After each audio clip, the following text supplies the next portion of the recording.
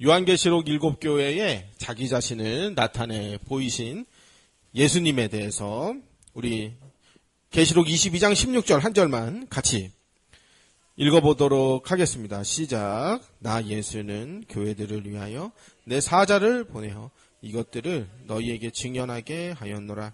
나는 다윗의 뿌리요 자손이니 곧 광명한 새벽별이라 하시더라. 아멘. 그래서요. 자, 이제 요한계시록 4장을 들어가기 전에 요한계시록 3장 마치면서 7교회에 자기 자신을 나타내 보이신, 계시해 주신 예수님에 대한 그 직접적인 설명들을 한번 정리해보고 넘어가려고 합니다. 그래서 다른 분들은, 훌륭하신 다른 분들은 요한계시록의 7교회에 자기 자신을 어떻게 나타나신, 예수님이 자기 자신을 어떻게 계시하셨는가에 대하여 한번 남들은 어떻게 설교를 했는가 하고 인터넷, 네이버, 다음 등등에서 검색을 한번 해봤어요. 7교회에 나타나신 예수님에 대하여 남들은 어떻게 정리했는가 검색을 해봤는데 찾지를 못했습니다.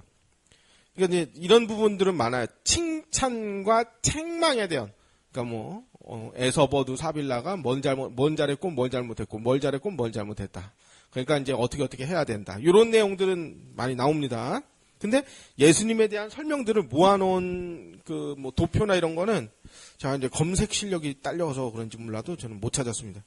그래서 오늘은 이제 7교회의 지난 우리 교회 예배의 설교 중에서 이제 서론 부분에는 예수님이 어떤 분이시다, 이런 분이 이런 부탁을 하셨다, 권고를 하셨다라는 이제 내용이 7교회의 주 내용이었었잖아요. 그걸 이제 취합해서 예수님에 대한 이야기들만 모아서 오늘은 이제 오늘 이야기를 맞춰놓고 이제 다음 주부터 4장으로 넘어가려고 합니다.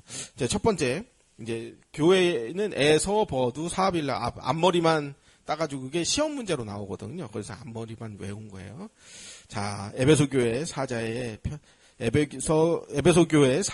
편지하라. 오른손에 있는 7뼈를 붙잡고 7 금촛대 사이를 거니시는 이가 이르시되. 2장 1절에 에베소 교회에, 에서버두 사빌라 요거요, 저만 이렇게 하는 게 아니고요, 유튜브에 이제 계시록 강의 설교하시는 훌륭한 목사님들도요, 다 성경 고사 볼 때 다 이렇게 외웠어요. 에서버두 사빌라 다 그렇게 외우셨더라고요.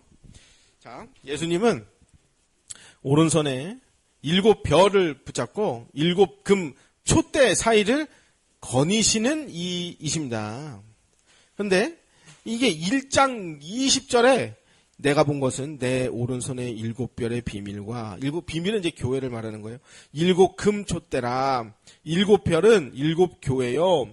교회 사자요. 7 촛대는 7 교회니라. 그랬습니다. 그래서 7별은 사자고 촛대는 교회인데, 오른손으로 붙잡고 있다 할 때 오른손은 힘과 능력을 상징하는데, 예수님께서 그래서 전능한 능력으로 교회를 붙들고 계신다, 이런 뜻이 되는데, 왜 5교회는 아니고 8교회는 아니고 꼭 왜 7교회인가? 그리고 7교회를 왜 이 지구상에 존재하는 지상과 천상 모든 성도들을 다 포함해서 이제 온 우주 가운데 존재하고 존재했고 존재할 모든 교회와 성도들을 말하는가? 그 7이란 의미가 무엇인가? 그래서 우리가 보통 이제 성경에서 교회 다녀본 사람들은 7은 완전수다, 다들 그렇게 알고 있습니다. 그럼 왜 7이 왜 완전수인가? 5은 안 되고 3은 왜 안 되냐? 그럼. 자, 이 7이라는 의미가 창조기사에서 7째 날에 하나님의 모든 창조가 다 완성된 날이 이제 7째 날이죠. 그러면 6째 날까지 만들고 7째 날은 아무것도 안 했는데 왜 또 7째 날에 완성됐다고 그래? 창세기 2장에 찾아보면요, 첫머리에 7째 날에 다 완성하셨다, 그렇게 직접적으로 써 있어요. 그렇게 일부러 그렇게 써요. 7째 날이 건물 완공, 준공 검사 맞춰서 사용 허가 떨어진 날 이런 게 그런 개념이 아니고요. 실제로 6째 날 끝났어요, 창조는. 근데 일부러 7째 날에 맞췄다고 되어 있어요. 사실은 7째 날은 아무것도 안 한 거거든요. 안 하신 거거든요. 일부러 7째 날을 그렇게 강조를 하신 거예요. 첫째 날은 빛과 어둠을 나누시고 낮과 밤을 나누셨죠. 그리고 그러니까 첫째, 둘째, 셋째 날은 다 나누는 거예요. 4, 5, 6일째는 채우는 거예요. 둘째 날은 윗 궁창, 아랫 궁창, 윗물과 아랫물로 이제 나눠 놓으셨죠. 근데 윗물은 이제 노왕우선 다 쏟아졌다. 그리고 지금은 이제 구름이나 뭐 이제 이런 대기권이나 수증기나 이런 것들이 이제 남아 있을 것이다. 그리고 셋째 날은 물과 무슨 이제 땅이에요. 땅 이제 나눠놨다. 제 좀 빨래 집게나 집게 큰 게 있는데요. 입을 좀 저기 딱 좀 해줄래요? 자, 4절이래. 그게 헷갈리잖아요. 쟤 때문에 지금. 자, 4일째는 하늘, 해, 별, 달, 광명체를 채워 넣어주셨고요. 5일째는 바다의 새, 하늘의 새, 거봐, 쟤 때문에 바다의 새래. 하늘의 새, 바다의 물고기를 이제 채워 넣어주셨고요. 여섯 번째 날에는 땅을 채워주셨어요. 땅에 이제 식물, 뭐, 과일, 뭐, 동물, 또 뭐, 사람도 여섯째 날에 이제 채워주셨어요. 그래서 하시던 일을 일곱째 날에 마치셨다. 사실은 여섯째 날 마친 거 아니에요? 제 생각엔 그렇거든요. 일곱째 날은 쉬신 건데. 근데 일곱째 날에 마쳤다고 창세기 2장 2절에 그렇게 써져 있어요. 그래서 일곱은 뭔 말이냐? 그러면 드디어 모든 것이 다 채워졌다. 하나님이 이렇게 충만히 만족하신다. 그런 뜻이 되는 것입니다. 그리고 창세기 2장 3절에 보면 일곱째 날을 복되게 하시고 거룩하고 구별되게 하셨다. 그렇게. 그래서 이제 우리가 일곱에 성경에서 일곱이라는 숫자의 의미를 두는 것입니다. 그래서 셋째 날에 이제 해, 달, 별 등등 하늘의 광명체를 달아두신 이유는 하늘의 광명체를 왜 달아두셨어요?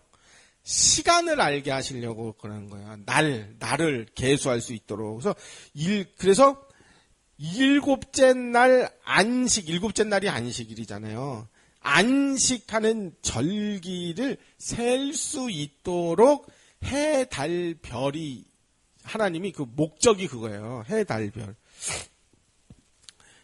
그리고 절기를 통해서 이 일곱째 날 절기, 안식일, 절기를 통해서 하나님과 우리는 교통교제하게 됩니다. 그래서 일곱째 날이 무슨 날이냐?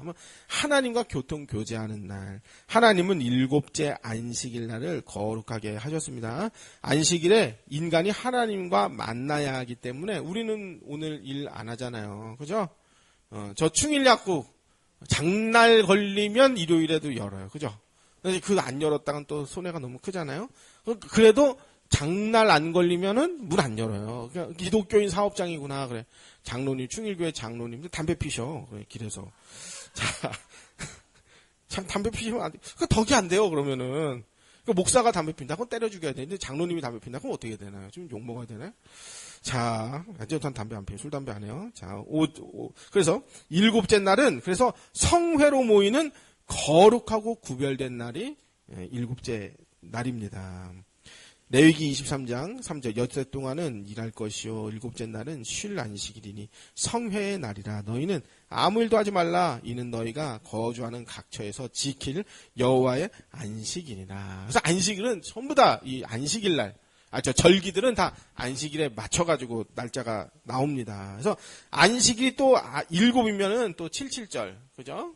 또 6월절 이후에 일곱이면 7.7절, 그것도 오순절이라고도 하고, 그렇게 7년째 되면 또 안식년이라고도 하고, 그리고 또 7년에 한 번 안식년이 7번이면 또 희년. 그러니까 뭔가 7에 굉장한 의미가 있는 것입니다.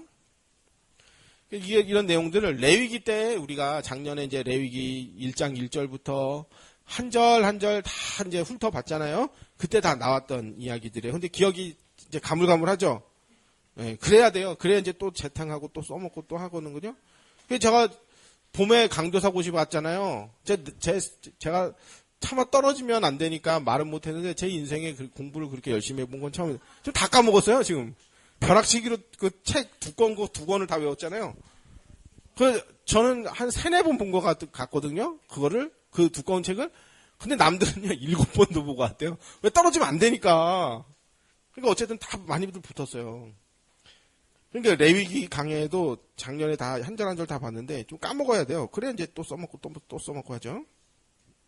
또한 이제 절기는 애굽으로부터 구원, 세상으로부터 구원, 바벨론으로부터 구원받는다. 이런 것들이 다 절기로 다 집어넣어놨어요.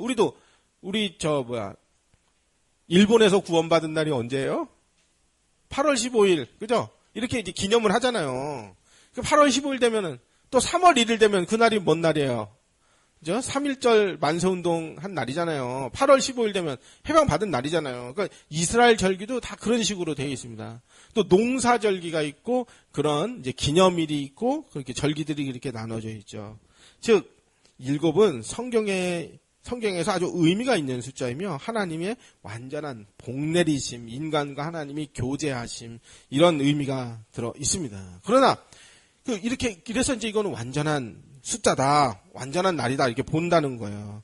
근데 하나님을 거부하고 예수님을 믿지 않는 사람들에게는 그 사람들에게 받는 7은요 하나님의 심판과 저주, 아주 완전한 진노를 상징하기도 합니다. 유황불에 던져지는 완전한 재앙, 그것이 또 불신자들과 적그리스도와 마귀와 이단 교사들한테 내려지는 심판으로 또 7이 나오기도 해요. 7 대접, 7인, 7 나팔 이런 식으로 또 나오거든요. 근데 우리가 레위기 26장 14절부터 보면은 다 26장 때 보고 넘어갔던 건데 언약을 배반하고 회개하지 않고 징계의 경고를 무시하고 죄악을 반복해서 자꾸 지으면은 7배나 더해서 벌을 내리겠다라고 3번을 반복해서 똑같은 비슷한 내용이 3번이 반복해서 나와요. 니들 이렇게 하면은 너 손바닥 맞는다. 너 이렇게 했는데도 너 안 하면 너 종아리 맞는다. 너 그러면 이제 호적 판다. 이렇게 반복해서 이렇게 나온단 말이에요. 우리 애들한테 그렇게 겁을 주죠.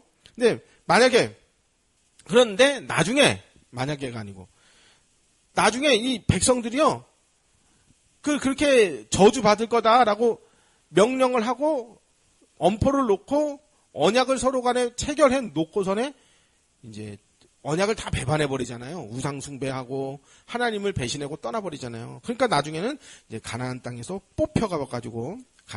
뽑혀버리고 눈깔도 뽑혀버리고 그래서 바벨론으로 질질 끌려가게 되었습니다. 이렇게 7은 하나님의 완전하심을 상징하는데 죄인과 악인들에게는 완전한 심판과 재앙과 진노를 하나님의 벌내리심으로 또 사용이 되기도 합니다. 레위기 26장에서 3번 반복해서 진노가 더해지듯이 계시록에도 이제 조금 지나면은 한 3주 지나면은 이제 7인, 7 나팔, 7 대접 이런 무서운 이야기들이 나와요. 우리는 심판의 대상자는 아니에요. 근데 세상이 심판 받을 때 우리도 같이 좀 그 안에서 연단을 받을 수가 있고 징계도 받을 수 있어요. 근데 우리가 받는 연단과 징계는 결국에 이게 궁극적으로 우리가 신앙을 다져지게 되고 더욱더 믿음이 성숙되게 되는 계기가 되지만은 불신자들에게 받는 마귀 역사와 또 하나님의 진노와 심판들은 그들이 지옥불에 떨어질 형벌의 대상자이며 완전한 그 재앙의 대상자임을 확증하게 되는 것입니다. 그 계시록이 그래서 우리한테 미리 알려주는 거야. 이런 일이 있을 거다. 근데 너희는 두려워하지 말라. 예수님이 함께 하신다. 너희가 혹 순교를 하게 돼도 너희는 천국으로 간다. 이 얘기를 이제 계시록이 하는 거죠. 자, 거짓 선지자들에게 악한 영 적그리스도에게 그들에게 이제 벌이 반복해서 3번이 반복해서 그러니까 레위기 26장에 3번 반복해서 벌이 떨어지듯이 이 7인, 7 나팔, 7 대접 이렇게 3번 반복해서 나옵니다. 요거를 이제 문자적으로 해석하는 거를 이제 좀 세대주의적인 해석 혹은 역사적 해석 그래가지고 3, 7, 21에서 21번의 재앙이 떨어질 거다 이렇게 해석하는 사람도 있고 우리는 그걸 그렇게 보지는 않고 요게 상징적으로 하나님의 완전한 재앙이다라고 보는 우리는 견해를 따릅니다. 요걸 이제 상징적 해석이다 이렇게 이제 우리는 해석을 합니다. 이게 문자 그대로 일어난다. 요거는 역사적 해석인데 요게 이제 세대주의로 갈 가능성이 있다. 이렇게 이제 설명들을 하시더라고요. 그래서 예수님은 곧 천지의 주제이시며 온 천하 만물을 운행하시는 분이신데 특별히 7교회를 설명하시면서 7을 붙들고 계신다. 라는 의미는 과거, 현재, 미래 모든 교회, 지상교회, 천상교회 모든 성도들 14만 4천 이건 모든 성도들을 다 얘기하는 거예요. 또 신구약의 모든 백성들 이게 이제 나중에 두 증인이라고 또 나와요. 또 24장로 그 신구약의 모든 대표하는 그 제자들과 또 지파들과 뭐 이런 식으로 또 해석을 하더라고요. 어쨌든 이제 14만 4천과 두 증인과 또 24장로 이건 다 구원받은 백성들을 상징하는 것입니다. 이 모두를 붙들고 계신 완전한 하나님이시다. 하나님이 우리를 그렇게 7으로 보신다. 7이라는 숫자에 그 완전하심이 들어있다. 그래서 참고로 7이라는 그 완전수 7이 완전수다. 라면 7에 미치지 못하는 6은 뭐냐면 먼 수를 써도 하나님의 완전에 이르지 못했다. 그래서 6을 아무리 반복해도 이거는 하나님의 완전하심, 복내리심, 하나님의 은혜 아래 들어오지 못한다. 그게 이제 666이다. 그렇게 보시면은 되겠습니다. 그래서 이제 666이 뭐 바코드냐, 베리칩이냐, 뭐 코로나 주사 맞으면은 몸속에 뭐 마이크로칩이 들어오는 거냐, 뭐 이렇게 이제 해석을 하는 이제 극단적 세대주의적 저기들이 있었거든요. 과거에 선교단체에서 이제 그렇게 했었어요. 근데 나는 그 선교단체의 대표가 요거에 대해서는 해명을 하고 넘어가야 된다라고 보는 입장이에요. 왜냐면 저는 그 사람의 강연을 직접 봤거든요. 그러니까 마이크로소프트의 빌 게이츠가 이제 백신에다가 666에 그 마이크로칩을 넣어가지고 주입을 한다. 해가지고, 근데 나중에 그게 아닌 게 다 밝혀졌잖아요, 지금. 그럼 이제 거기에 대해서 뭐라고 얘기해야 될 거 아니에요, 자기가. 나 미안합니다, 잘못했습니다. 근데 이런 내용이 하나도 없단 말이에요. 그런 건, 이건 아니다. 잘못했으면 잘못했다고 얘기를 하고, 내가 실수했으면 실수했습니다.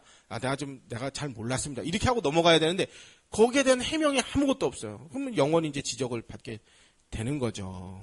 근데 거기에 또 같이 어울렸던 그 선교사로 활동했던 사람들도 아무 말이 없어. 아무 말이 없어. 이 사람들 뭐야 이렇게 뻔뻔해? 이제 속으로 저는 그렇게 생각이 되더라고요. 그래서 이제 666이 뭐 짐승의 표다. 그럼 짐승표는 또 뭡니까? 짐승표. 여기 이제 손바닥에 바코드 받거나 뭐 하면 그게 짐승표가 되나요? 근데 요건 하나의 상징이지 진짜로 몸 안에다 이렇게 새겨지거나 뭐 표를 받거나 그런 건 아닙니다. 그래서 666 짐승표의 반대권은 이제 우리가 하나님 자녀가 되는 성령으로 인침받은 거다 이렇게 생각할 수 있잖아요. 그럼 우리 성령으로 인침받았으면 요게 도장 자국이 여기에 있나요? 이마에 있나요? 가슴에 있나요? 손바닥에 있나요? 우리 도장 자국 받은 있는 사람 있어요? 성령으로 인침받은 양자된 표 있어요? 없어요? 없어요. 이건 상징이에요. 하나의. 그죠? 그렇듯이 666 짐승표도 이렇게 실제로 도장이 이렇게 뭐 옛날에 추노가 여기 이렇게 도장 찍어가지고 그런 거 아니다. 그런 거 아니다. 바코드 쓰고 뭐 신용카드 쓰면은 요게 666 짐승표다. 그러는 거 아니다. 자, 그래서 계시록 2장 8절에 이제 에서버두 사빌라 서머나 교회에 예수님이 어떻게 자기 자신을 나타내셨는가. 서머나 교회 사자에게 편지하라. 처음이요 마지막이요 죽었다가 살아나시니까 이르시되. 그래서 8절에서 예수님은 서머나 교회 자신을 처음이요 마지막이요 죽었다가 살아나시니라고 하셨습니다. 처음이요 마지막이라. 이 표현은 역사의 주관자가 바로 예수님이시다. 또 지난 시간에 아멘이시다. 그 말이다라고 설명했죠. 이제 예배 금요일 날 못 오신 분들은 유튜브에 올려놨습니다. 일부러 다 올려놓고 있어요. 이걸 이제 카페에다가 올리면 조회수는 많이 나오겠죠. 사람들이 뭐야 이 사람 이것도 해? 뭐 자기 설교도 올려놨네. 카페에다 올려놓으면 사람들이 궁금해서라도 한번 클릭해보겠죠. 근데 이제 이걸 뭐 홍보하고 광고하고 그럴 목적이 아니라 요한계시록 강해 설교를 이제 제가 나중에 내가 뭘 했는지 좀 보려고 지금 처음 개척교회 시작해가지고 그때 마가복음부터 시작해서 모든 원고를 손으로 다 짝짝 찌겠어요. 이게 있으면 내가 또 재탕해서 나중에 또 써먹겠지 싶어가지고. 근데 남는 게 하나도 없어요. 그러다 보니까 이제는 이거를 기록으로 좀 남겨야 되겠다 싶어가지고 일부러 지금 유튜브에 다 올려놓고 있습니다. 그래서 예수님은 하나님과 동등한 역사의 주권자이십니다. 동시에 이 땅에 친히 오셔서 하나님의 구속 경륜을 이루시려고 십자가에 죽으시고 다시 살아나신 예수님은 바로 우리의 메시아 이십니다. 또 버가모 교회에는 2장 12절 버가모 교회 사자에게 편지하라. 좌우에 예수님이 날선 검을 가진 이시다 그렇게 나왔어요. 예수님이 어떤 분이시냐면 좌우에 날선 검을 가지시니 버가모 교회에 나타나신 예수님은 좌우에 날선 검. 좌우에 날선 검이 뭐냐면 계시록 19장 15절에 그의 입에서 예리한 검이 나오고 그것으로 만국을 치겠고 친히 그들을 철장으로 다스리며 또 친히 하나님 곧 전능하신 이의 맹렬한 진노의 포도주 틀을 밟겠다 그랬습니다. 그러니까 일곱 교회를 요한계시록과 일곱 교회 또 앞으로 쭉 계속 이어지겠지만 제가 이제 생각하는 가장 중요한 내용은 예수 그리스도는 도대체 누구시냐 요것이 이제 중요하다라고 보기 때문에 또 오늘 이렇게 따로 예수님에 대한 이야기들만 따로 모아놨습니다. 이 검은 이제 심판이에요. 칼이에요, 칼. 예수님은 최후의 심판을 행하시는 재판관이시며 죄인들과 마귀와 악한 영들과 적그리스도와 우상 숭배자들을 맹렬한 진노의 포도주 틀에 넣고 아주 밟아 으깨서 즙을 짜내시는 젊은 애들 말, 요즘 애들 말로 발라버리시는 그런 분이 바로 예수님이십니다. 그리고 그 입에서 예리한 검이 나온다고 합니다. 그 예리한 검이 입에서 나온다는 게 도대체 무슨 의미냐. 히브리서 4장 12절 하나님의 말씀은 살아있고 활력이 있어 좌우의 날선 어떤 것보다 예리하여 혼과 영과 및 관절 골수를 찔러 쪼개까지 하며 마음과 생각 뜻을 판단하나니. 하나님의 말씀이 우리에게 임하면 우리가 전인격적으로 죄인인 것이 확 드러나죠. 그죠? 그 옛날에 서머나교회 김성수 목사님이라는 분 설교에도 예수님이 말을 타고 지금 신자를 치러 오신대요. 신자를. 아니 불신자를 치러 온다고 해야 말이 되지 신자를 치러 온다는 말이 뭐냐. 우리의 죄성을 다 드러내가지고 그냥 그 속에 있는 죄를 다 뒤집어 엎어버리려고 예수님이 우리를 쳐들어오신다. 그런 역설적인 표현을 쓰셨었거든요. 하나님의 말씀이 우리 안에 임하면 관절고수, 영혼육 다 찔러 쪼개가지고 마음과 생각 뜻을 다 판단해. 그 앞에서 이제 나는 죄인입니다 하고 딱 엎드려 접을. 그럼 그 사람 정말 구원받은 사람, 회개하는 사람, 좀 믿음으로 나아가는 사람, 그 사람 정말 그 구원받은 사람이죠.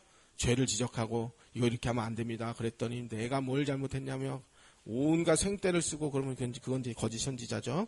그래서 히브리서 4장 13절 지은 것이 하나도 그 앞에 나타나지 않음이 없고 우리의 결산을 받으실 이의 눈앞에 만물이 예수님 앞에 다 벌거벗은 것 같이 드러나게 될 것이다. 하나님이 이런 심판주 되신다. 그래서 아직 우리는 최후의 심판이 도래하지 않았기 때문에 하나님의 말씀에 자신을 비추어 회개하고 얼른 돌이켜야 됩니다. 예수님이 곧 살아있고 활력에 있어 날선 검이시며 온 영, 관절, 골수까지 다 찔러 쪼개시며 마음, 생각, 뜻을 우리 다 알고 계세요. 다 감찰하세요. 나중에 심판받을 때 그 행위의 책 딱 펴놓고 야, 너 이거 했어 안 했어? 그럼 얼마나 그것이 수치스럽겠습니까? 우리는 그 생명책에 이름이 올라가 있으니까 우리의 모든 수치와 허물을 다 예수님의 의의 흰옷으로 다 가려놨으니 다 망정이지. 안 그랬으면 그 앞에 온갖 전 인생 가운데 행한 모든 악한 일과 나쁜 일들을 그 앞에 낱낱이 내 입으로 낱낱이 고한다고 그랬어요. 내 입으로. 지금 저는 좌우 이념의 저기는 없습니다. 지금 이제 조사 안 받으러 가시려고 이제 들어 누우셨다고 그러는데, 그 왜 그런가? 잘했다, 잘못했다 따지자는 게 아니에요. 수치스럽자, 얼마나 수치스럽겠어요. 가가지고 딱 펴놓고, 야, 너 당신 이거 이렇게 했습니까? 그럼 그 당하는 상황이 얼마나 수치스럽겠어요. 얼마나 수치스러워. 그러니까 가고 싶지 않겠죠. 당해보면 알겠죠. 그러니까 이거를요, 예방주사를 미리 한번 맞아보면 이제 절대 죄 짓지 말아야 되겠다. 이런 생각이 들겠죠? 나중에 저기 앞에 천국 심판의 날 예수님을 심판주이신 보좌에 앉으신 왕이신 예수님 백보자 심판 앞에 딱 갔는데 그 앞에다가 무릎 꿇고 엎드려서 살려달라고 막 그 거의 파리와 비슷하게 손을 그냥 싹싹 빌면서 그때는 소용없단 말이에요. 그러니까 지금 회개할 보라 구원받을 때요 구원의 날이로다. 앞에 거가 좀 틀렸어요. 은혜 받을 만한 때요 구원의 날이로다 했을 때 지금 회개하고 빨리 돌이켜야지. 그죠? 구원의 날이에요, 지금이. 심판이 뒤로 미루어진 지금이 바로 회개할 때입니다. 지금 당장 회개하지 않으면 13절에처럼 말씀처럼 죄악을 결산하는 날이 어느 날 옵니다. 그 날이 도적같이 옵니다. 속히 옵니다. 그 말은 이미 왔다 이거예요. 예수님 앞에 벌거벗음과 수치스러움으로 죄악을 낱낱이 고하며 꺼지지 않는 불못에 떨어지고 싶지 않으면 당장 회개하고 은혜를 구해야 돼요. 자, 이제 두아디라 교회 계시록 2장 18절 두아디라 교회 사자에게 편지하라. 그 눈이 불꽃 같고 그 발이 빛난 주석과 같은 하나님의 아들이 이르시되 그랬어요. 예수님은 두아디라 교회에 자신을 계시하시기를 그 눈이 불꽃 같고 그 발이 빛난 주석 같은 하나님의 아들이다 했는데 그 눈이 불꽃 같다 이랬는데 불꽃 같은 눈 이건 뭐냐면은 이 세상을 두루 살피시며 모든 것을 다 아시는 이시다 이런 의미가 있어요. 그러니까 그 누구도 예수님 앞에 숨길 수가 없어요. 아무리 산 위에 있는 그 마을이라도 다 그 빛 앞에 다 나는 거잖아요. 잠언 15장 3절 여호와의 눈은 어디서든지 악인과 선인을 감찰하시느니라. 그 발이 빛난 주석과 같다고 했는데 예수님의 그 정결하심과 또 승리자로 원수를 밟는 왕이시다라고 묘사를 하고 있는 것입니다. 요한계시록 2장 26절에 이기는 자와 끝까지 내 일을 지키는 그에게는 만국을 다스리는 권세를 주리니. 또 27절에 그가 철장을 가지고 그들을 다스려 질것을 깨뜨리는 것과 같이 하리라. 철장을 가지고 그들을 다스려 질것을 깨뜨리는 것 같이 하겠다. 철장 쇠몽둥이로 그냥 요강을 확 때려버리면 질것을 깨진다고 했죠. 그럼 안에 요강을 그러니까 방에다 엎으면 안 돼요. 옛날에 이하나 할머니가 요강을 들고 나오다가 방에다가 엎어가지고 며느리가 속 뒤집어진다고. 근데 농담이에요. 그래서 근데 실제로 엎긴 엎었대요. 얼마나 좀 화가 나갔어요 며느리가. 근데 예수님이 철장을 가지고 질것을 하겠다고 와장창 깨진다는 거예요. 그래서 나도 내 아버지께 받은 것이 그러하니라. 예수님이 이런 권세를 가지고 계신다. 28절 내가 또 그에게 새벽 별을 주리라 그랬습니다. 이 시편 2편에 보면은요. 그러니까 요한계시록은 구약에 있는 말씀들을 아주 엄청나게 갖다가 인용을 했다라고 합니다. 그렇게 해석을 해야 한다고 합니다. 근데 이제 마태복음이나 또 중간중간에 보면은 그렇게 되어 있잖아요. 뭐 이르시기를 말씀이 이렇게 이루어졌기를 성경이 이렇게 응하였느니라 해가지고 요게 구약에 있는 말씀을 끌어왔구나라고 우리가 금방 이해를 할 수가 있는데 요한계시록은 그런 말 없이 그냥 다 가져왔다는 거예요. 그래서 구약에 정통한 그 당시 유대 나라 사람들 기독교인들은 요한계시록의 그 단어 표현만 봐도 이게 스가랴 어디서 갖고 왔구나. 이거 다니엘 어디에 있는 이야기구나. 창세기 어디에 야곱이 돌베개 베고 그 하나님의 천사들 만나는 그 장면이 이렇게 요한이 이렇게 했구나. 인용했구나. 그걸 다 알았답니다. 시편 2편 7절 내가 영을 전하노라 여호와께서 내게 이르시되 너는 내 아들이라 오늘날 내가 너를 낳았도다. 내게 구하라 내가 열방을 유업으로 주리니 내 소유가 땅끝까지 이리로다. 내가 철장으로 저희를 깨뜨리며 이 똑같은 표현이죠. 철장으로 깨뜨리겠다. 질그릇같이 부수리라 하시도다 그랬습니다. 요 내용이 바로 요 계시록 2장의 철장을 가지고 다스려 질것을 깨뜨리겠다. 요 똑같은 표현이란 말이에요. 그래서 시편 2편은 기름 부음 받은 왕의 승리를 노래하는 메시아 시편입니다. 그 발이 빛난 주석과 같은 하나님의 아들이 바로 승리자이시며 보좌에 앉아 온 우주를 다스리시는 바로 예수님 되겠습니다. 또 계시록 5장 9절에 그들이 새 노래를 불러 이르되 두루마리를 가지시고 그 인봉을 떼기에 합당하시도다. 일찍이 죽임을 당하사 각 족속과 방언과 백성과 나라 가운데서 사람들을 피로 사서 하나님께 드리시고 그들로 우리 하나님 앞에서 나라와 제사장으로 삼으셨으니 그들이 땅에서 왕노릇 하리로다 하시더라 그랬습니다. 이 온 우주의 왕과 함께 우리도 영원토록 하나님과 함께 왕노릇하게 해주신다는 거예요. 새하늘 새 땅에서 거룩한 신부가 될 우리는 예수님과 함께 다스리는 권세를 받고 예수님과 함께 온 세상을 다스리게 됩니다. 철장, 그러니까 쇠몽둥이, 쇠지팡이, 철장으로 질그릇을 때리면 와장창하고 깨지겠죠. 그러니까 지금은 우리가 영화롭지 못한 몸으로 죄와 마귀의 유혹에 또 때로는 질병이나 또 사고나 뭐 이런 모든 일들에 늘 넘어지고 연약한 모습으로 살고 있지만은 그 날에는 영화로운 몸을 입고 완전한 승리자가 돼서 마치 철장으로 질그릇을 깨뜨리는 그런 왕의 권세를 가지고 예수님과 함께 영원토록 우리는 다스리게 될 것이니까, 그러니까 지금 이 땅에서 믿음의 선한 싸움으로 이기는 자가 되라. 이게 반복해서 나오는 그 권면입니다. 때로는 이세벨과 거짓 선지자의 유혹에 속는 일도 있겠지만 우리가 이게 아니구나 하고 회개하고 돌이키면 되는 것입니다. 우리에게는 그런 예수님이 엄청난 약속을 주셨기 때문에, 그래서 일곱 교회에 뭘 잘못했냐, 뭘 잘했냐, 니들이 뭘 고칠 거냐, 뭐 어떻게 하면 혼날 거냐. 근데 그 말을 하시는 분이 어떤 분이시냐 하는 거예요. 예수님이 어떤 분이시길래 그런 책망과 권면과 잔소리를 할 만한 자격이 있으시냐. 우리는 그걸 알아야 예수님이 이런 분이시기 때문에 우리가 이긴 자가 되기 위하여 예수님께 꼭 붙들고 믿음으로 인내해야 되겠다. 이렇게. 자, 계시록 3장 1절. 사대교회 사자에게 편지하라. 하나님의 일곱 영과 일곱 뼈를 가지신 이가 이르시되, 이 일곱 영 일곱 뼈 아까 나왔던 거죠. 내 행위를 아노니 내가 살았다 하는 이름을 가졌으나 죽은 자로다. 그래서 예수님은 하나님의 일곱 영 일곱 뼈를 가지신 이이십니다. 일곱 영은 성령을 가리키며 일곱 뼈는 사자를 가리키죠. 그래서 아까 나왔던 계시록 1장 20절. 내가 본 것은 내 오른손에 일곱 뼈의 비밀과 일곱 금촛대라. 일곱 뼈는 일곱 교회 사자, 일곱 뼈의 촛대는 일곱 교회니라. 그래서 부활하여 영광을 얻으신 우리 주 예수 그리스도는 성령으로 교회를 주관하시는 분이십니다.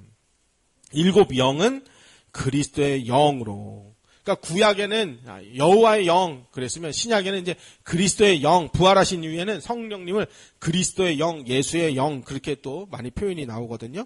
여호와의 영과 함께 성령의 여러 성품들을 의미합니다. 일곱 영이라 할 때는 이사야 11장인데 이새의 줄기에서 한 싹이 나며 그 뿌리에서 한 가지가 나서 결실할 것이요. 2절. 그 위에 여호와의 영 하나, 지혜의 영 둘, 총명의 셋, 모략과 넷, 재능의 영 다섯, 지식 여섯, 여호와의 경외하는 영 일곱 강림하시리니. 그래서 여호와의 영은 성령은 지혜의 영, 총명의 모략, 재능, 지식, 경외의 영이다. 이렇게 표현이 되어 있습니다. 또 계시록 4장 5절. 보좌로부터 번개와 음성이 우레소리가 나고 보좌 앞에 켠 등불이 있으니. 이는 촛대, 우리 교회를 촛대라고 하잖아요. 등불.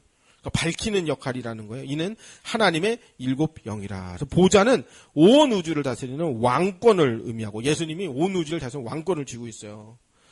번개와 음성과 우레소리는 예수님의 심판, 아주 두려운 예수님의 왕의 그 어미로우심, 그걸 의미해요. 또 우레 한번 딱 치면은 온 세상에 번쩍하고 빛이 확 되죠. 아무리 깜깜한 밤이라도 번개 한 번 치면은 그냥 온 동네가 다 밝아지잖아요. 어둠을 밝히는 빛, 교회를 그래서 촛대라, 밝히는 빛의 역할을 한다 그랬습니다. 스가랴 4장 2절. 내가 내게 묻되 내가 무엇을 보느냐? 내가 대답하되 내가 보니 순금 등잔대가 있는데 그 위에 기름 그릇이 있고 또 기름 그릇 위에 일곱 등잔이 있으며 기름 그릇 위에 있는 등잔 위에서 일곱 관이 있고. 그래서 기름 그릇 위에 등잔이 있다. 발음이 좀 어렵네. 간장, 공장, 공장장, 콩, 공장장 이런 느낌이네. 약간 기름 그릇 위에 있는 등. 성전을 재건하는 상황에서 스가랴 이제 성전을 재건하자 바벨론 포로 돌아서 천사가 환상을 보여준 것으로 성전 등잔 위에 켜져 있는 등불은 어둠을 밝히는 역할을 합니다. 예수님이 곧 어둠을 밝히는 빛, 우주를 밝히는 빛, 예수님이 보내신 성령을 힘입어 신자는 예수님의 거룩한 몸, 즉 성전이 되어 예수님을 전파하고 복음된 거룩한 삶을 통해 이 세상의 어두움을 빛으로 밝히는 역할을 우리가 하게 됩니다. 그 성령을 힘입어서. 또 스가랴 3장 9절에 보면 만군의 여호와가 말하노라 내가 너 여호수아 앞에 세운 돌을 보라. 한 돌에 7눈이 있느니라. 7눈이 있대요. 내가 거기에 새길 것을 새기며 이 땅의 죄악을 하루에 제거하리라 했습니다. 여호와의 7눈이 이 땅의 죄악을 제거한다고 했는데 이도 성령을 의미합니다. 예수님이 성령을 통해 일하시는데 우리의 마음에 우리의 죄악을 없이 하시며 온 세상의 죄악을 심판하여 제거하실 것입니다. 이것이 예수님이 성령으로 하시는 일입니다. 성령이 하시는 일이 바로 구원받은 신자를 더욱더 거룩해 만드시며 의에 대하여 죄악에 대하여 책망하셔서 그것을 없이 하시는 거예요. 인간이 왜 죄를 짓습니까? 부패한 본성과 자범죄 때문에 그래요. 그거 예수님이 해결해 주죠. 어떻게? 예수님이 보내신 성령으로 부패한 마음 가운데 우리의 율법을 새겨줘요. 마음의 심령을 새겨줘요. 그 심령을 이제 심령으로 우리를 통치하고 다스리셔요. 그 말씀으로, 율법으로. 그게 성령께서 하시는 일이에요. 그래서 예수님이 십자가에 죽으시고 부활하시다. 그럼 우리의 죄에 대한 책임의 형벌이 제거되었어요. 그런데 사는 날에는 죄인인데요. 그러면 성령의 역사로, 그 말씀의 역사로, 그 말씀은 목사님의 강단 선포 말씀 이게 아니고요. 목사의 말이 하나님 말이다 그러면 안 되고요. 이제 그렇게 볼 수도 있지만 궁극적으로 이제 율법을 계명을 우리 가운데 심령 가운데 세워줘서 그것을 적극적으로 지킬 수 있게끔 성령의 역사하심을 통해서 우리가 죄와 점점 멀어진 거룩한 사람이 됩니다. 그래서 이제 과거에 우리가 잠깐 있었던 이제 다락방식 삼중직에는 말씀을 통해 역사하셔서 부패한 본성의 자범죄를 억제하시고 없이 하시는 성령의 역사, 로마서 8장에 성령의 역사가 없는 거예요. 그러니까 걔들은 이제 구원 못 받은 죄인으로서 자범죄는 죄가 아니다. 마귀 역사만 끝났으면 구원받은 거다. 다음부터는 죄가 없다. 그러니까 죄를 지어도 죄의식이 없어서 양심에 화인 맞은 자들이다. 이제 그렇게 보면 되겠어요. 우리는 절대 그걸 따라가면 안 돼요. 그래서 인간은 마귀한테 붙잡혀서 지옥 간다. 틀린 말은 아니지만은 정확하게 범죄하여 하나님의 진노를 받아 죄의 대가로서 지옥에 가는 것이고 인간의 문제는 하나님 앞에 범죄한 문제인 것이 마귀한테 잡혀서 발생한 문제가 아닙니다. 요한복음 16장 8절 그가 와서 죄에 대하여 의에 대하여 심판에 대하여 세상을 책망하시리라. 진리의 영이신 성령이 하시는 일은 바로 믿는 자에게 그리스도 안에서 생명을 얻게 하고 더욱더 풍성히 누리게 해주시는 일을 해주십니다. 요한복음 10장 10절 도둑이 오는 것은 도둑질하고 죽이고 멸망시키는 것뿐이요 내가 온 것은 양으로 생명을 얻게 하고 이건 칭의 구원이라고 할 수 있다면 더 풍성히 얻게 하려고 한다. 그래서 성화, 영화까지 우리는 구원을 얻어 완성되어져가는 그 목표를 향해 가고 있습니다. 성령은 택한 자를 거듭나게 하시고 나아가 그리스도의 생명으로 또 교회가 충만하도록 만드시고 성도들과 함께 복음이 전파되도록 성령께서 일하십니다. 7명이신 성령과 7별은 주 예수 그리스도의 뜻 아래 함께 역사합니다. 사도와 선지자들이 성령과 또 천사와 함께 그리스도를 증거한 것처럼 그리스도의 나라가 이 땅에 세워진 이후에는 이제 오순절 이후에는 교회를 통해서 또 성령의 역사를 통해서 많은 사람들이 구원받게 그렇게 일을 하십니다. 자, 빌라델비아 교회 계시록 3장 7절 빌라델비아 교회의 사자에게 편지하라. 거룩하고 진실하사 다윗의 열쇠를 가지시니 곧 열면 닫을 사람이 없고 닫으면 열 사람이 없는 그가 이르시되 볼지어다 내가 내 앞에 열린 문을 두었으되 능히 닫을 사람이 없으리라. 내가 내 행위를 아느니 내가 작은 능력을 가지고도 내 말을 지키며 내 이름을 배반하지 아니하였도다. 이렇게 했습니다. 그래서 7절에 예수님은 거룩하고 진실하다 했는데 인간은 죄로 물들어 있기 때문에 거룩하고 진실할 수가 없습니다. 오직 하나님만 거룩하고 진실된 분이십니다. 하나님의 거룩한 자시다. 예수님이. 그죠? 하나님이시다 이 말이에요. 예수님은 하나님이시며 죄악이 전혀 없으신 진실하신 분이시며 피조물과 구별되시는 거룩하신 분입니다. 이사야 3장 6장 3절에 서로 불러 이르되 거룩하다 거룩하다 거룩하다 만군의 여호와 그 영광이 온 땅에 충만하도다 하더라. 또 시편 86편 15절 그러나 주여 주는 긍휼히 여기시며 은혜를 베푸시며 노하기를 더디하시며 하나님은 어떤 분이시냐 인자와 진실이 풍성하신 하나님이시오니 또 예수님이 어떤 분이시냐 다윗의 열쇠를 가지신 분이시다라고 했는데 다윗의 열쇠를 지니신 메시아는 인류의 죄를 담당하시는 하나님의 어린 양이십니다. 어제 영화 본 거 킹 오브 킹스 기억나나요? 예수님이 어떻게 되셨나요? 그 피가 철철 났어야 좀 실감이 나는데 이게 피가 안 나가지고 조금 애들 모르만. 그러니까 우리 집은 이제 그 슈퍼북을 자주 보니까 그냥 슈퍼북을 끊지 않고 쭉 본 느낌. 그런 느낌. 그 20년 전에 또 저는 20년 전에 멜 깁슨 감독의 그 패션 오브 크라이스트를 본 적이 있잖아요, 우리는. 근데 거기에 보면은 아주 피 철철 흘리잖아요. 근데 어제 그 킹 오브 킹스 보니까 이게 피가 막 튀어야 애들이 이게 실감을 좀 날 텐데. 그리고 애들이 다 요새는 유튜브 쇼츠를 보는데 1시간짜리 영상을 보니까 애들이 다 좀 지겨워하는 느낌, 좀 그런 거. 그러니까, 이게 트렌드도 많이, 애들이 이제 상도 많이 변하고 있구나. 자, 계속 읽게. 괜히 삼천포로 빠져가지고요, 지금. 예수님은 십자가의 죽음과 부활을 통해 다윗 왕국의 문을 여시고 하나님 보좌 우편에 앉으시고 성령을 무한히 보내시며 성도와 교회를 다스립니다. 이후 마지막 심판의 날에 자신을 왕으로 모실 자신의 백성들만 영광의 나라로 인도해 주실 것입니다.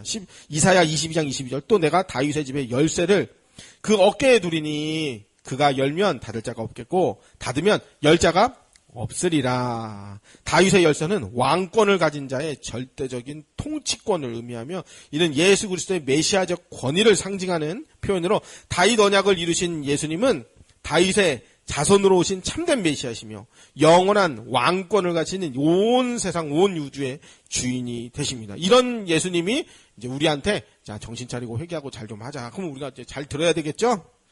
또 열면 닫을 자가 없고 닫으면 열 자가 없다. 이 표현은 예수님이 구원과 심판의 절대적 권세를 가졌다는 의미가 되겠습니다.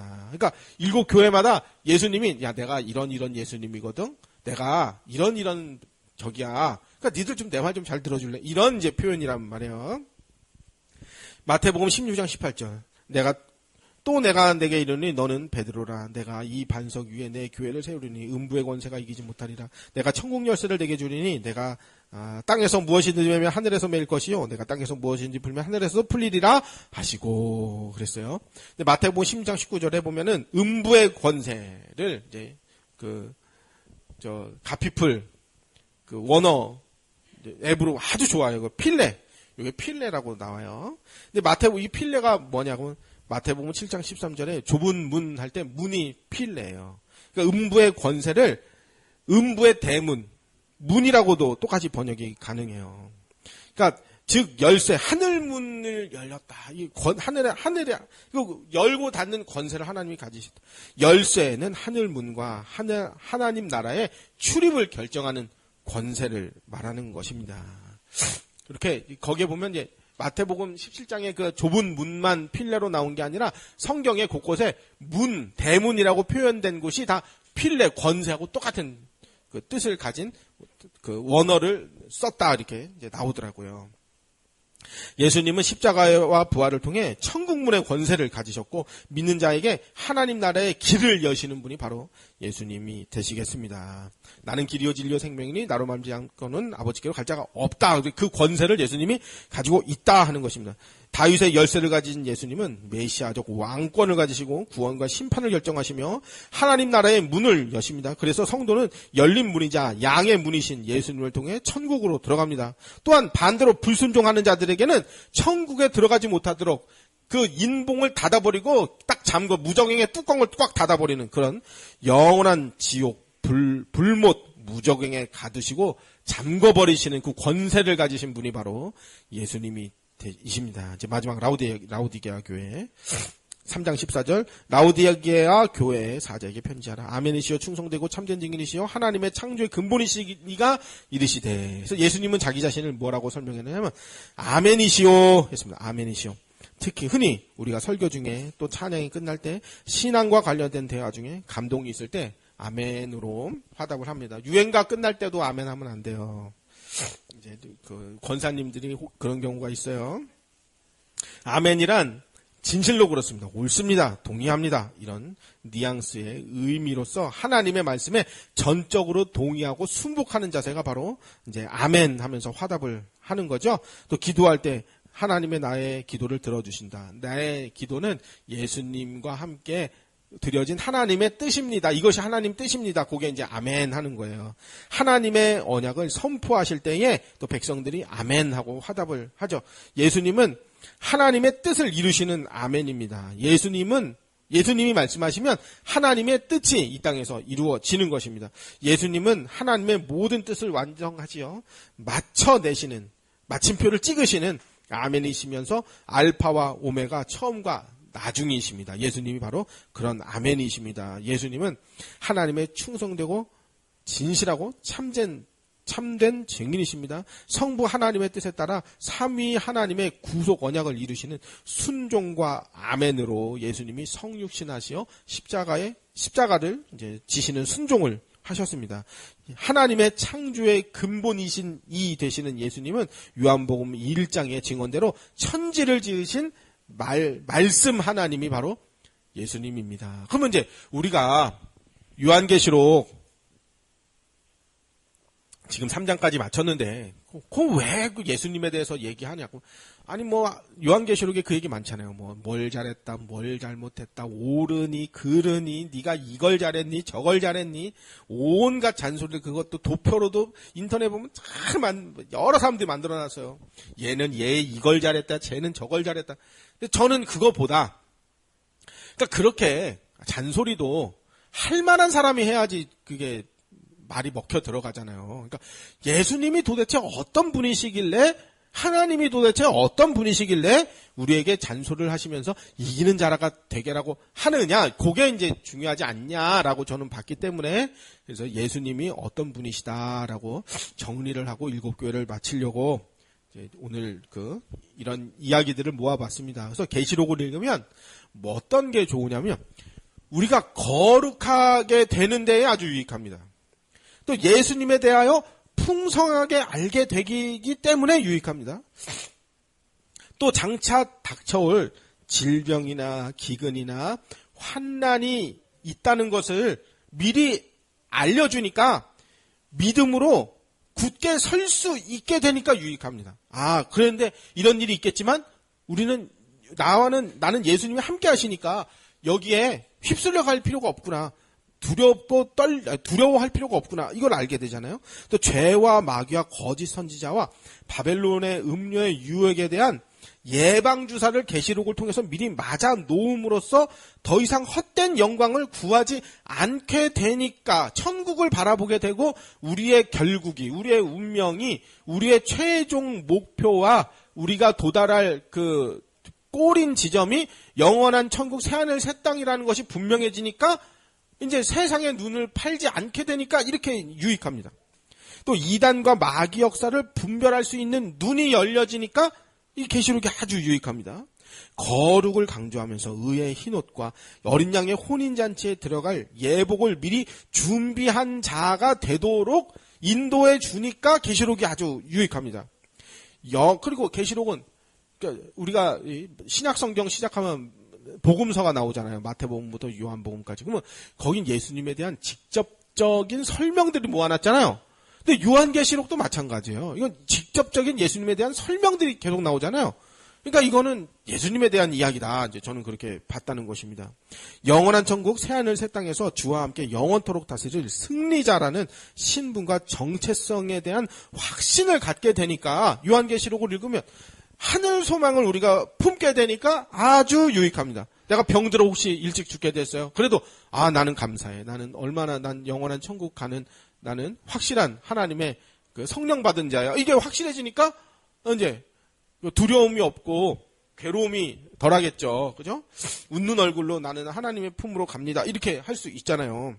그래서 요한계시록은 시작부터 복 받는 방법을 설명해 줍니다. 요한계시록 1장 3절 이 예언의 말씀을 읽는 자 듣는 자 그 가운데 기록한 것을 지키는 자 복이 있나니. 그래서 복에 대해서 설명을 니들 복 받으라고 이거 내가 이렇게 기록한 거야. 이렇게 요한이 처음부터 예수님이 갖다 써라. 성도들 어떻게 복 받으라고 이렇게 써라. 또 22장 7절에 보라 끝날 때 내가 속히 오리니 이 두루마리 예언의 말씀을 지키는 자는 복이 있으리라 하더라. 했습니다. 그러니까 성도의 궁극적인 복, 되는 새하늘 새 땅 영원히 하나님과 함께 다스리며 하나님을 마치 예수님을 얼굴과 얼굴로 대면하는 그 기쁨을 우리가 만끽할 거니까 조금 참어. 재앙 심판 이 땅에 내려져. 그때 너희들도 조금 어려울 수 있어. 그리고 우크라이나에 전쟁 났을 때 그 밀가루 가격 뛰어가지고 과자값도 오르고 라면값도 오르고 그랬잖아요. 근데 또 보니까 마트에 보니까요 식용유 값이요 도시도 떨어졌어요 또. 근데 우리는 그걸 보면서 그런 일들을 겪으면서 불신자들에게 심판이 임하지만 신자에게도 영향이 올 수 있다. 불신자들에게 그러니까 하나님이 예수님이 불신자들을 재앙하고 벌 내리실 때 그들이 막 발악하면서 신자들을 괴롭게 하는 일이 있잖아요. 저기에 보면은 그 바로왕 보면은요. 그러니까 신자 이 땅을 심판하실 때에 불신자들은 그것이 완전한 형벌로 결국이 맺어지지만 신자들은 그것이 구원으로 맺어집니다. 그 땅을 심판해버리면 신자들이 이제 완전한 구원과 해방을 얻게 되는 거거든요. 그 심판받는 그 과정 동안에는 신자들도 괴로움을 당할 수 있고 어려움을 당할 수도 있고 공격을 당할 수도 있고 더 나아가는 순교도 당할 수 있지만 우리의 죽음은 영원한 예수님의 품 안에 안기는 거니까 요한계시록이 그런 일이 있을 거라고 미리 알려주니까 굉장히 유익합니다. 그걸 우리는 준비를 할 수가 있잖아요. 그래서 끝날 때 계시록이 끝날 때 22장 복이 넘치는 최종 상태를 설명해 줌으로써 성도가 받을 복을 설명하는 책이 바로 요한계시록입니다. 근데 이 설명을 누가 하느냐 하면 예수님이 직접 하신다는 거예요. 나는 어떤 예수님이야. 내가 천국의 열쇠를 가진 분이야. 내가 바로 권세를 가진 분이야. 내가 바로 우주의 권능을 가지고 너희를 다스리고 지키고 보호하는 내가 바로 심판주이고 내가 바로 전능한 하나님이야. 그러니까 너희는 내 말을 잘 듣고 이긴 자가 되라. 요게 이제 계시록이에요. 그래서 택한 백성들을 끝까지 붙드시는 예수님에 대해서 풍성히 이 요한계시록이 설명을 해주니까 우리는 믿음으로 살 수 있는 그런 성도가 되는 것입니다.